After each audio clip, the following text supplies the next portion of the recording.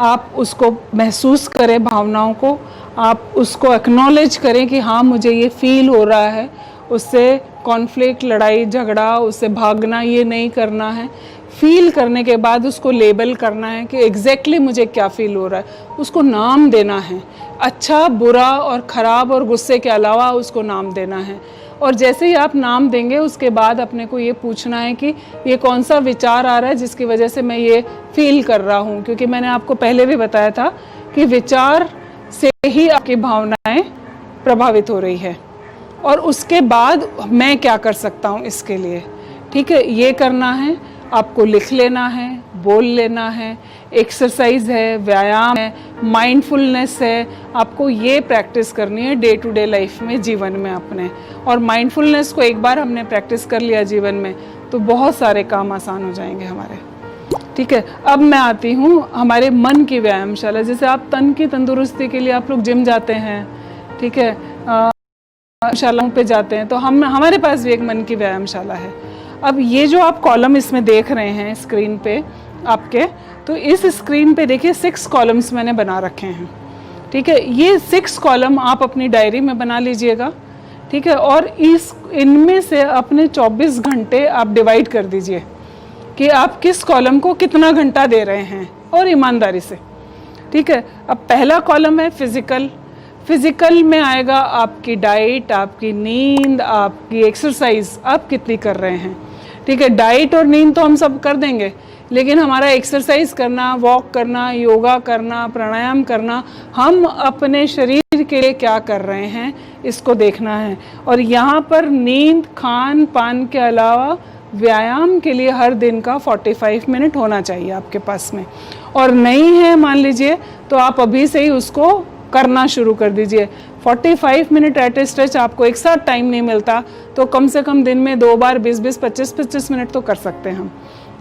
बाहर नहीं जा सकते, स्पॉट जॉगिंग कर सकते हैं, एक जगह खड़े होकर जॉग कर सकते हैं आप, ठीक है। एक जगह खड़े होकर सो के लेट के साइकिलिंग कर सकते हैं आप। तो ऐसे कुछ मीन्स हमको निकालना है। फिजिकल के बाद में आता है सोशल, ठीक है। पहला, अगर हमारा शरीर दुरुस्त है तो हमारे परिवार की दुरुस्ती हम कैसे बनाएंगे। सोशल में मैं कोविड के कंसर्न में बात करूं तो इस समय हमें क्वालिटी टाइम स्पेंड करना है अपने परिवार के साथ, अपने बच्चों के साथ। अगर किशोरावस्था का बच्चा है तो 45 मिनट से 1 घंटा क्वालिटी टाइम बहुत ज़रूरी है उसके साथ में। वहीं छोटा बच्चा है तो वो आपके साथ डे टू डे लाइफ में आप उसको इंगेज कर सकते हैं एक्टिविटीज़ में।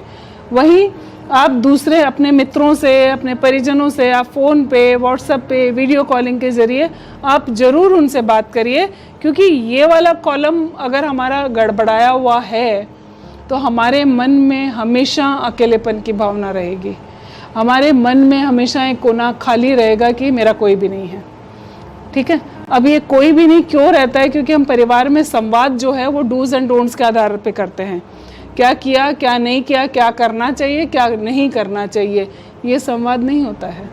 संवाद होता है उनके लेवल पर जाकर अपनी चीज़ें शेयर करना, उनसे पूछना, शेयरिंग ज़्यादा से ज़्यादा वो करेंगे तब आपकी सोशल बॉन्डिंग लोगों से अच्छी होगी, ठीक है। और ये दोनों अच्छे तो हमारा वर्क, अब मैं इस कॉलम को देखूंगी वर्क वाला कॉलम, तो मेरे ख्याल से सबका बहुत ज़्यादा भरा हुआ आएगा इस समय। तो कोई बोलेगा मैं 18 घंटे काम कर रहा हूँ, कोई बोलेगा मैं 16 घंटे काम कर रहा हूँ, कोई बोलेगा मैं 9 घंटे काम कर रहा हूँ। लेकिन हम इसको बैलेंस करना, हमको वर्क लाइफ को, पर्सनल लाइफ को, सोशल लाइफ को बैलेंस करके जीना हमको। तो अगर हम वर्क को हम अपनी प्रायोरिटीज़ डिसाइड करके माइंडफुलनेस के साथ काम करें तो जो काम आप 15 घंटे में, 12 घंटे में कर रहे हैं वो काम 8 घंटे में हो जाएगा, बिना त्रुटियों के हो जाएगा। आप एनालाइज करिए कि हम गैजेट्स में कितना टाइम स्पेंड करते हैं अपना। व्हाट्सएप चेक करने में एक एशिया में रिसर्च हुई है कि ऑन एन एवरेज हर व्यक्ति 6 घंटा स्क्रीन टाइम बिता रहा है। तो आप देखिए कितना टाइम हम व्हाट्सएप और उसमें स्क्रीन टाइम गुजार रहे हैं। तो उसको हम मिनिमाइज़ करके अपने वर्क को हम कैसे इम्प्रूव कर सकते हैं, प्रोडक्टिविटी कैसे ला सकते हैं, इस पर आपको देखना है, अपने आप को एनालाइज करना है, माइंडफुलनेस के साथ काम करना है। ब्रेक ले लेके करिए काम को, लेकिन माइंडफुलनेस के साथ करिए। लर्निंग को अगर हम देखते हैं तो अभी जो चैलेंज हम सबके मैक्सिमम लोगों के सामने ये आया कि हमारी जब कार्य प्रणाली बदली तो हम सब गैजेट्स के थ्रू, लैपटॉप के थ्रू, दूसरे ये जूम, वेबएक्स, पता नहीं कितने कितने संसाधनों के ज़रिए हम काम कर रहे हैं, लेकिन हम में से आधे से ज़्यादा लोग इससे परिचित ही नहीं थे। पहले हमें सीखना पड़ा, ये स्ट्रेस बिल्डिंग का कारण था एक। ठीक है, तो अगर हमारी ये लर्निंग सतत रहती कि हम सतत कुछ ना कुछ नया सीख रहे होते तो शायद स्ट्रेस कम होता हमारे। तो हमेशा ये ध्यान रखना है, हर दिन हमको कुछ न कुछ ऐसा नया सीखना है जिससे हमारा माइंड एक्टिव रहे। हमारी उम्र में आके हम लोग ये सोच के छोड़ देते हैं कि बहुत सीख लिया, अब क्या सीखना, हमको काम बहुत अच्छा चल रहा है, ये नहीं होगा। आप कुछ न कुछ सीखते रहिए। अभी ये तो बहुत बेस्ट टाइम है अपने लर्निंग के लिए। आप बहुत कुछ सीख सकते हैं और हमेशा सीखते रहिए। आप हर दिन में आप 40 से 45 मिनट अपनी नई लर्निंग को भी दीजिए। इन चारों के साथ साथ ये जो लेजर मैंने लिखा है ना, ये होता है मी टाइम। हम लोग मी टाइम नहीं स्पेंड कर पाते, हम अपने काम में इतना उलझे रहते हैं, परिवार को चलाने में, काम में इतना उलझे रहते हैं कि हम भूल जाते हैं कि मुझे क्या पसंद था, मुझे अपने लिए क्या करना था। ठीक है, तो ये जो भूलना है ना, ये हमारे लिए बहुत बड़े प्रॉब्लम का कारण होता है। हमारे मन में बहुत सारी व्याधियाँ उत्पन्न होती है इससे। ठीक है, तो यहाँ पर आज से आप मी टाइम स्पेंड करना शुरू करिए। अब मी टाइम मतलब सिर्फ और सिर्फ मेरे लिए, सिर्फ वही कार्य जो मुझे बहुत पसंद है, जो मुझे सुकून देता है। कोई भी काम हो सकता है, आपके हिसाब से आप कोई भी काम चुनिए, लेकिन हर दिन प्लीज़ उसको 45 मिनट आप उसको ज़रूर दीजिए। मन से ये संताप देखना। आप 21वें दिन अगर आप देखोगे, 21 दिन की एक्सरसाइज दे रही हूँ मैं कॉलम बना के, 21वें दिन देखिए आज जो इमोशन का थर्मामीटर है वो, और 21वें दिन आपका इमोशन का थर्मामीटर कहाँ जाता है ये आपको खुद दिख जाएगा।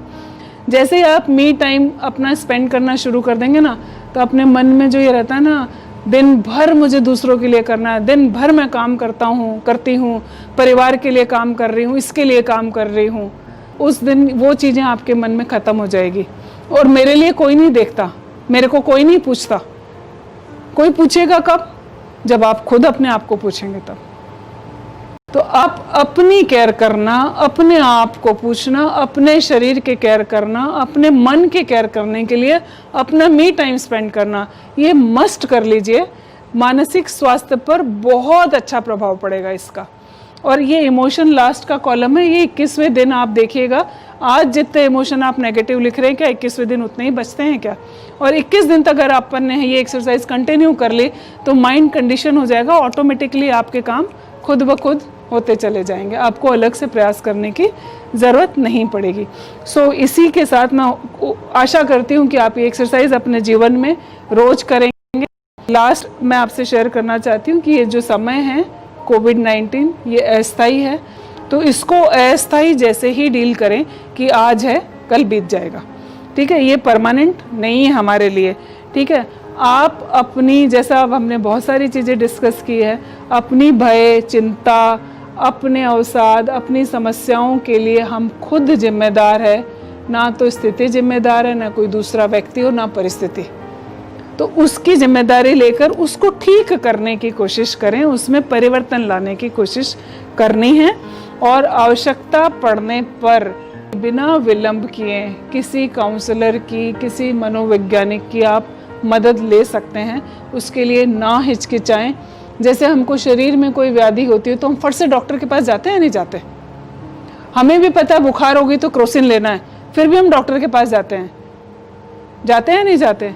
और उसमें हमको कोई संकोच नहीं होता।